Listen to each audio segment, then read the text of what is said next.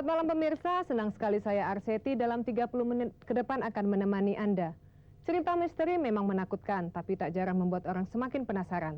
Seperti yang akan kami berikan untuk Anda dalam tayangan Percaya Nggak Percaya. Pernahkah Anda merasa was-was pada saat Anda melintas di Jalan Raya Lenteng Agung Depok? Jalan raya yang juga merupakan salah satu alternatif pintu masuk ke perguruan tinggi yang menyimpan satu kisah misteri. Pemirsa jangan lewatkan karena rekan saya Harsha akan mengajak Anda untuk mengikuti kisah misteri tersebut.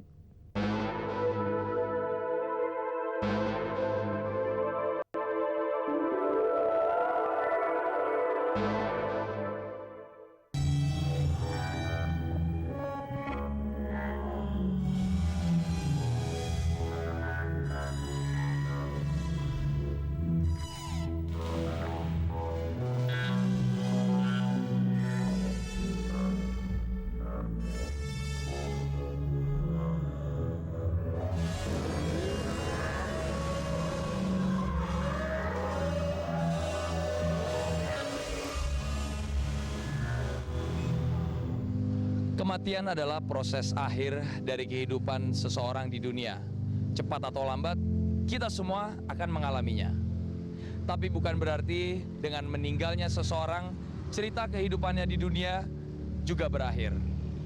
Apalagi kalau misalnya kita tahu bahwa banyak sekali arwah-arwah yang sudah meninggal itu menimbulkan cerita-cerita mistis. Apalagi juga bahwa kematian mereka ini dianggap tidak wajar. Karena tindak pembunuhan, perkosaan, terbunuh, atau juga kecelakaan. Nah pemirsa, di jalan inilah ada satu cerita yang menarik. Yang mungkin juga menarik untuk Anda, karena saya merasa tertarik dengan cerita ini. Dia jalan antara Depok dan Lenteng Agung. Di sini sering timbul arwah-arwah yang bisa dibilang menakutkan buat semua orang yang lewat di sini. Tapi pemirsa, arwah ini wujudnya sangat berbeda dari hantu-hantu yang lain.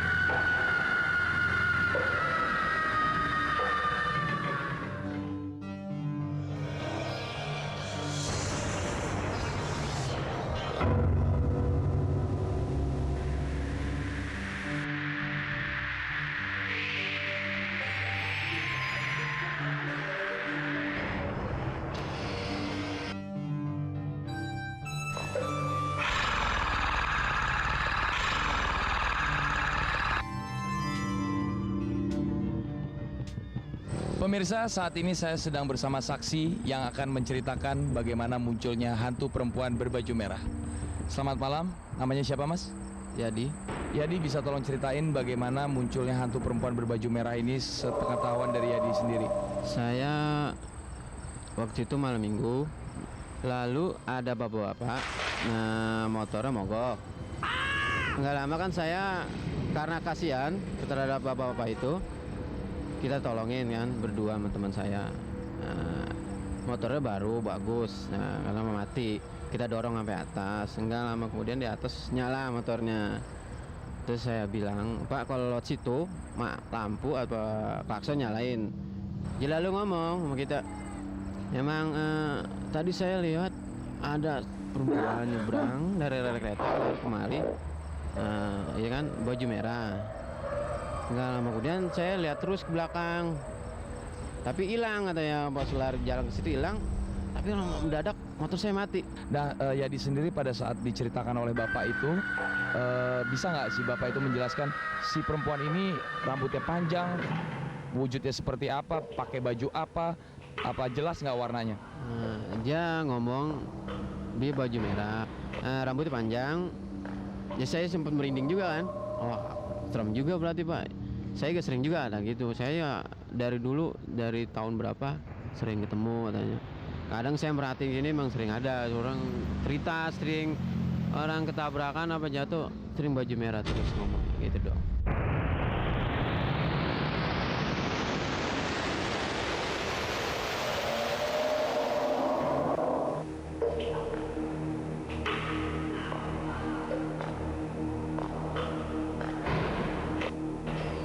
Pemirsa, di jalanan inilah hantu itu sering menampakkan diri.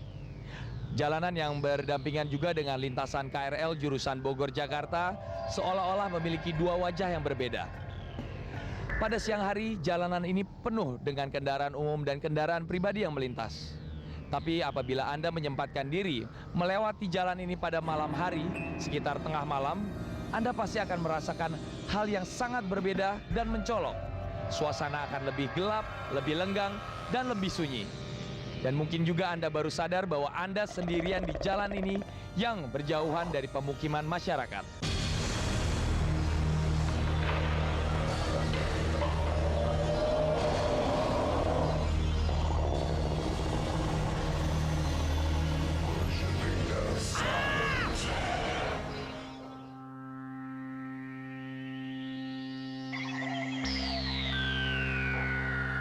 Pada waktu saya bawa taksi, setelah saya antar penumpang dari Depok mau kembali ke Pasar Minggu, pas di Jemblongan situ saya ketemu semangsa keranda gitu kan, keranda yang buat potong jenazah itu. Mungkin anggapan saya itu karena orang jahil atau gimana. Saya rencana mau angkat itu keranda ke sisi jalan, tapi nyatanya sebelum saya angkat itu keranda itu udah naik lagi ke atas kuburan situ kan, di atas ada kuburan. Mungkin itu secara spontan itu terbang itu kerandanya.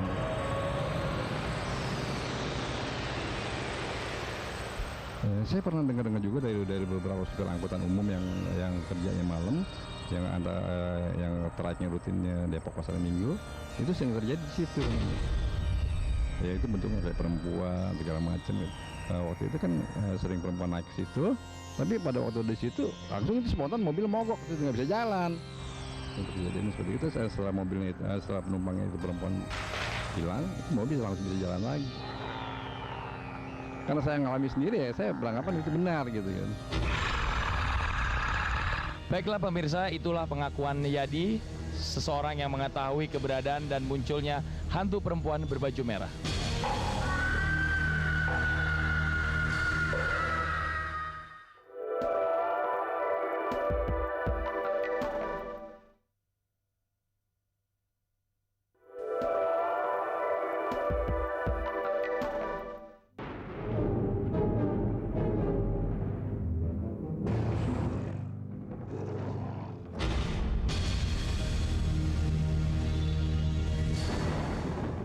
Pemirsa, konon ceritanya dari sinilah awal kemunculan hantu perempuan berbaju merah.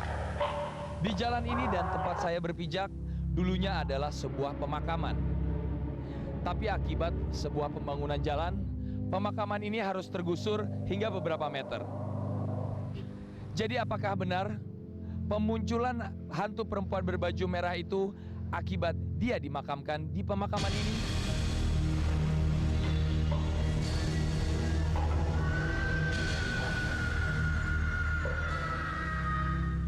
Pemirsa, saat ini saya sedang bersama saksi yang lainnya. Selamat malam, namanya siapa Mas? Nama saya Ubaidillah. Panggilannya Ubay ya pasti ya. Bay, bisa ceritain nggak kejadian-kejadian yang terjadi di sepanjang jalur antara Depok sama Lenteng Agung ini? Kalau kejadian yang saya tahu di Depok sampai Lenteng Agung ini, kebenaran waktu tahun dulu ya, saya pernah kejadian motor bannya bocor, terus saya dorong pas lewat sini saya berdua teman. Saya lihat ada perempuan, rambutnya panjang, baju putih. Saya bilang sama teman, ada cewek, saya bilang gitu. Tapi teman nggak ngelihat. Nah ini perempuannya tepatnya sedang duduk atau sedang melakukan apa? Dia lagi duduk ngadep ke jalan, itu lagi megang rambut panjang, dia sambil nunduk gitu. Persisnya yang saya lihat itu di depan makam ya, kan mau masuk pintu makam itu ada kayak macam saung gitu ya. Itu ada kursi panjang, dia duduk di situ gitu, ngadep ke jalan. Ya kebenaran yang saya lihat ya itu aja. Gitu. Wajahnya kelihatan sama Ubay sendiri? Kebenaran nggak ngelihat karena ketutupan rambut. Yang saya tahu lewat jalur sini itu kata orang-orang tua saya itu harus gunain klakson atau lampu dim gitu. Nah itu kenapa harus menyalakan klakson dan lampu dim? Kemungkinan yang saya tahu itu cuma syarat aja ya. Nah ini pertanyaan terakhir dari saya. Ubay percaya nggak dengan cerita semua hantu perempuan berbaju merah ini yang orang-orang sering ceritain? Ya kalau cerita kayak gitu ya saya sih percaya nggak percaya ya, karena memang bisa dilihat tapi ya cuman kita doang yang ngalamin gitu.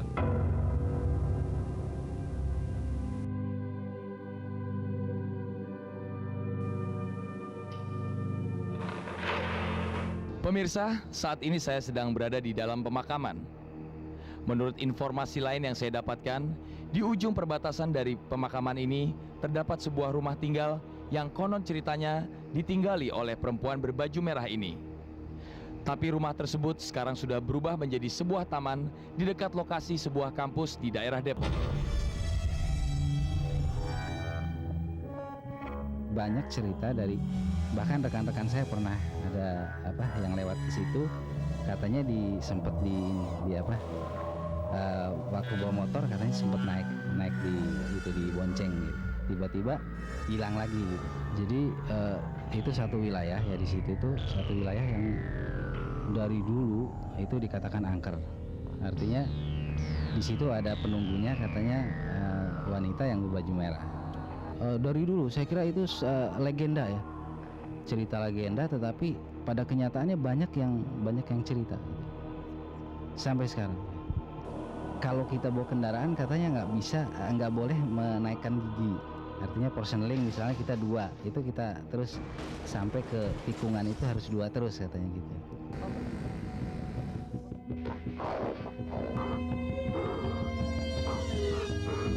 Di sepanjang jalan raya antara Depok dan Lenteng Agung ini pada malam hari bukan saja seram, tapi amat mencekam. Karena bukan saja pemunculan dari hantu perempuan berbaju merah, melainkan munculnya juga makhluk-makhluk halus lainnya sepanjang jalur ini. Kalau saja boleh saya katakan, munculnya makhluk-makhluk halus ini, terutama hantu perempuan berbaju merah, bukan isapan jempol belaka, melainkan keberadaannya sudah diakui oleh orang banyak. Sebuah kepercayaan muncul bahwa siapapun Anda yang ingin melewati jalur sepanjang ini harus memberikan permisi dengan membunyikan klakson atau menyalakan lampu dim agar tidak ditemui oleh hantu perempuan berbaju merah ini. Ya, percaya nggak percaya adalah jawaban yang objektif untuk menyikapinya. Selain Anda harus waspada dan selalu berdoa agar selalu berada di bawah perlindungan Yang Maha Kuasa.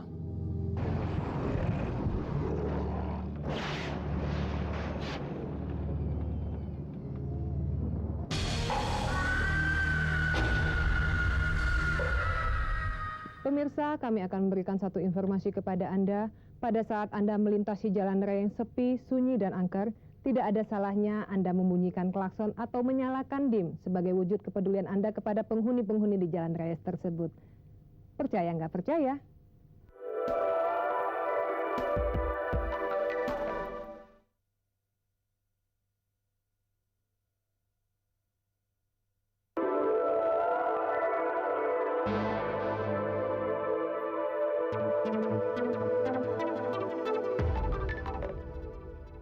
Pemirsa, apakah Anda pernah mendengar tentang mati suri? Ya, percaya nggak percaya, kami akan menghubungi Bapak Arifin yang pernah mengalami mati suri. Untuk mempersingkat waktu, kita langsung menghubungi beliau. Halo, selamat malam Pak Arifin. Malam, Bu. Pak Arifin, suara saya kedengaran jelas? Iya, udah. Oke. Ngantuk, Pak? Enggak, Bu. Saya mending. Oke, Pak, terima kasih untuk waktunya. Baik, kita langsung saja ya, Pak. Iya. Bapak pernah mengalami mati suri, Pak? Iya, Bu. Bapak bisa ceritakan bagaimana mati suri itu? Waktu kejadiannya itu kecelakaan mobil, Iya, Pak. terus Kejadiannya berapa tahun yang lalu, Pak? itu tahun 87. 87, Iya, Bu. jadi 11. Iya, Pak? Iya, Bu. Naik mobil terus kecelakaan. Habis itu dibawa ke rumah sakit. Dan waktu di rumah sakit didatengin nama Sinar. Pada saat itu Bapak pingsan atau Bapak bisa melihat kejadiannya dengan jelas? Waktu kecelakaan di jalan raya, saya bisa melihat badan saya dibawa ke rumah sakit. Oke. Jadi saya melihat dari atas kayak badan saya lagi dibawa ke rumah sakit gitu. Iya. Habis itu terus, Lalu, Pak? kenapa, Bu? Iya, terus? Terus badan didatengin Sinar tadi 2. Assalamualaikum, terus saya diambil. Waktu di dada, sakitnya nggak ketulungan, saya nggak bisa nahan sampai teriak ya Allah gitu. Iya. Dalam waktu yang bersamaan saya kayak kondisinya kayak dia antara sadar apa nggak sadar, kayak bermimpi. Diajak temen, saudara, siapa aja yang udah meninggal. Terus saya ngomong nggak mau gitu. Terus dalam proses itu saya jalan, akhirnya ketemu seseorang yang saya idolakan gitu Bu. Yang Bapak idolakan kakek-kakek atau Cewek Bu. cewek? Iya. Oh, Bapak mengidolakan satu perempuan. Gitu. Oke. Saya mau Pada ya saat jalan Bapak bareng.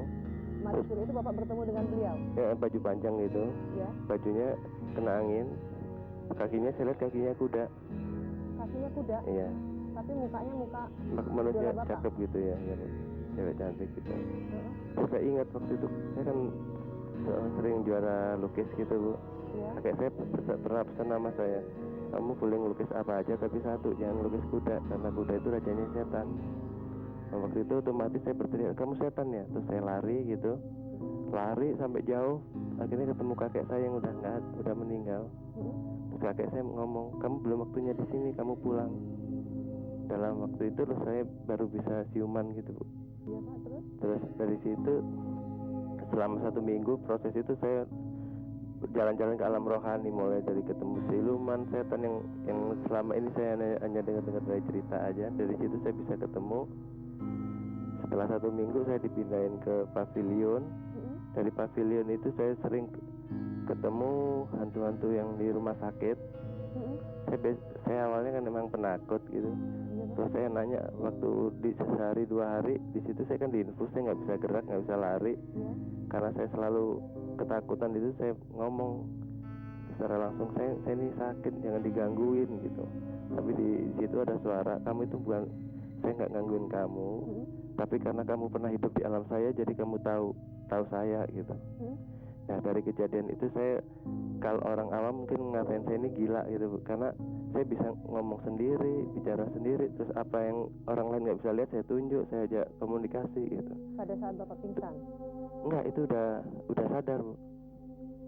Jadi selama tadi waktu saya mati itu beberapa menit gitu ya, antara mungkin 5 sampai 10 menit waktu di kayak nyawa saya ditarik tadi dari jempol yang tadi yang ketemu 2 sinar.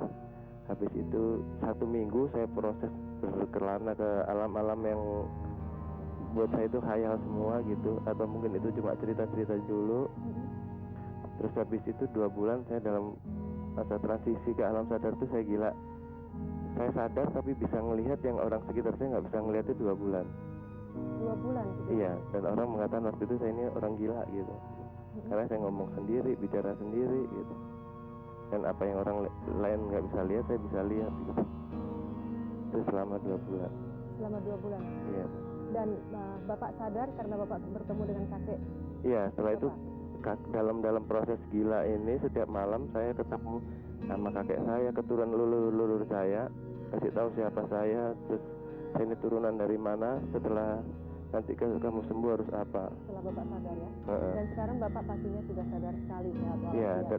dalam masa normal untuk saya harus bisa sadar normal dan tanpa, kan awal itu waktu gila itu nggak kontrol gitu Bu. Jadi setiap apa yang saya lihat saya langsung ngomong, sebenarnya saya bicara ya. Akhirnya ketemu, mungkin waktu itu ada orang pintar gitu, saya dikasih zikir, diajak ke Allah gitu.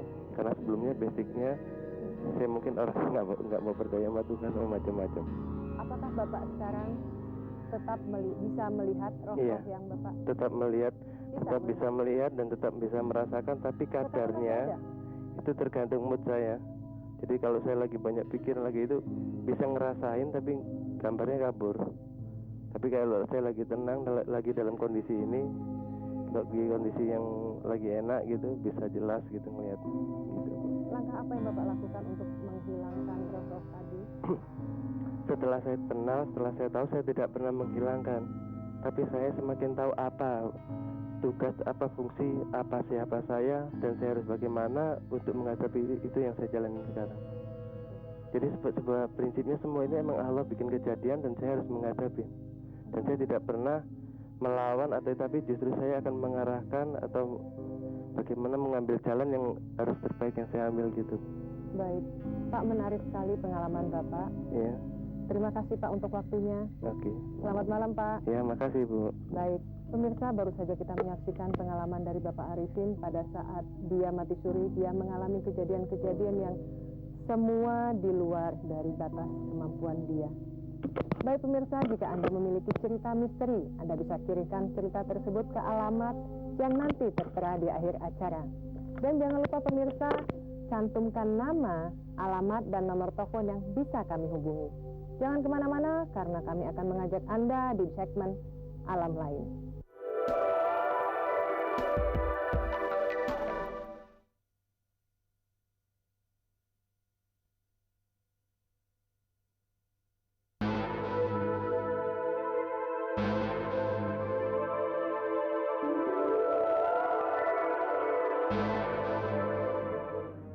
Masih bersama saya Arseti. Anda boleh percaya atau tidak, banyak sekali kisah-kisah misteri yang terjadi di alam lain. Anda pasti penasaran. Anda ingin tahu? Buktikan sendiri. Ari-ari ditanam, waktu penanaman ada upacara ritual yang unik di kebiasaan masyarakat di Nusantara mungkin, dan mungkin sebagian besar juga manusia-manusia tradisional di muka bumi ini. Saya sendiri juga melakukan seperti itu. Pada waktu itu, masyarakat itu banyak yang mencari ilmu yang namanya ilmu kesaktian. Dan di dalam ilmu kesaktian, dalam perkembangannya itu, lalu berkembang menjadi cabang-cabang yang bermacam-macam. Kesaktian yang berbentuk putih untuk kebaikan, ada kesaktian yang lama-lama menyeleweng menjadi hitam. Lah, kesaktian hitam inilah yang kadang-kadang memakai syarat-syarat yang tidak memenuhi norma dan etika akan keluhuran itu sendiri. Antara lain adalah makan ari-ari bayi yang baru lahir. Oleh karena itu, dengan disyarati ada jarum, ada ini, ada itu, sebenarnya untuk mengantisipasi supaya sang hitam ini nanti tidak sampai merusak penanaman ari-ari tadi.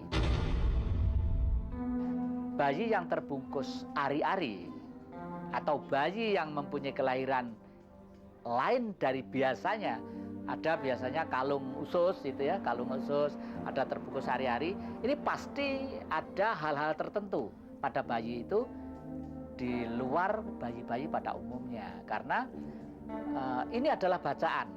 Bacaan itu adalah suatu petunjuk yang maha gaib di dalam alam semesta ini supaya kita membaca. Biasanya orang yang bayi lahir kalungan usus, memakai kalung ususnya, itu konon orang kepercayaan memakai apa saja pantas, gitu loh katanya. Ada lagi bayi yang lahir terbungkus terbungkus itu juga mempunyai sifat yang lain. Biasanya dia itu akan menjadi orang yang kuat. Bayi itu akan kuat dan bayi itu mempunyai tugas-tugas khusus yang sulit dilakukan oleh orang yang lainnya. Pemirsa, banyak sekali kisah-kisah misteri yang terjadi di sekitar kita yang belum terungkap. Nantikan kami minggu depan karena kami akan memberikan satu kisah misteri yang pastinya akan mengganggu pikiran Anda. Ya, percaya nggak percaya, saya Arseti mengucapkan terima kasih. Selamat malam.